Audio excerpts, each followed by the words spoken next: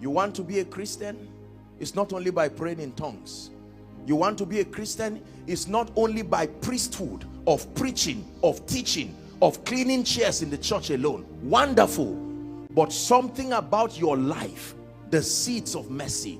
I made up my mind that by the grace of God, I will fill my life experiences with being there for people, with raising people, not because I'm looking for something in the future, but it is a beautiful way to live. To know that you were there when someone was crying, it was on your hands that their tears dropped, that you are there for them. And you know, let me say this respectfully, it's one of the blessedness of our foundations.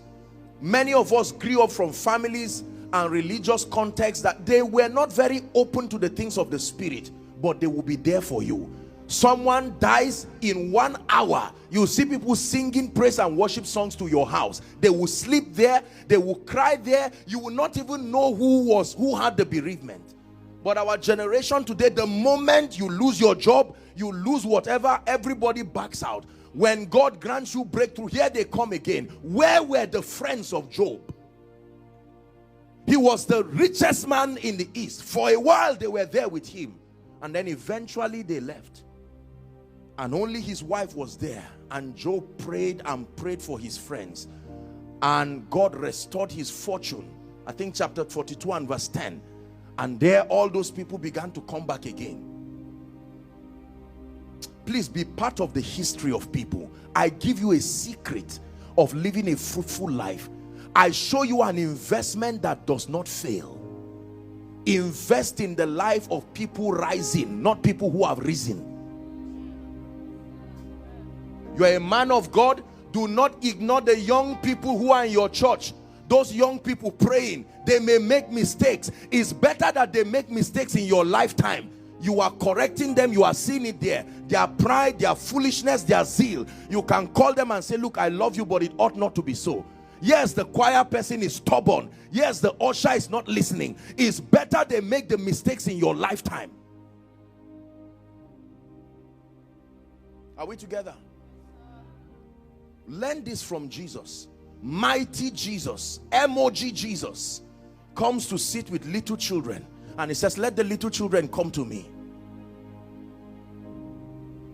There are adults that are hated by children because they have no sign of mercy. They are anointed, their ministry is only to adults. When children hate you, it's a sign from God that something is really wrong with your life. I'm telling you this because they have the purest of heart. If a child runs away from you unnecessarily, go for a retreat. You would think I'm joking, but what I'm saying is very, very serious. The purity of their heart, something about you should draw them to you. If children come here now, they don't care who is preaching on stage. They should be able to come and hold you and hit you, and you don't just hit them and say, I'm serious, I'm serving God. You are like the priest and the Levite. How many people have we ignored in an attempt to serve God? The parable of the Good Samaritan. Do you know, let me tell you this for those of you in ministry, many of the people who will love you will not just love you because of the accuracy of your teaching.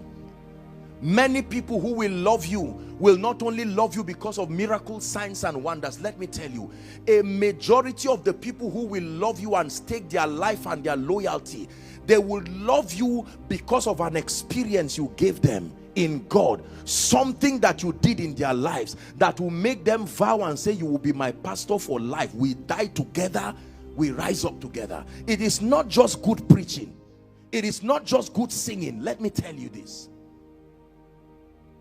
it is not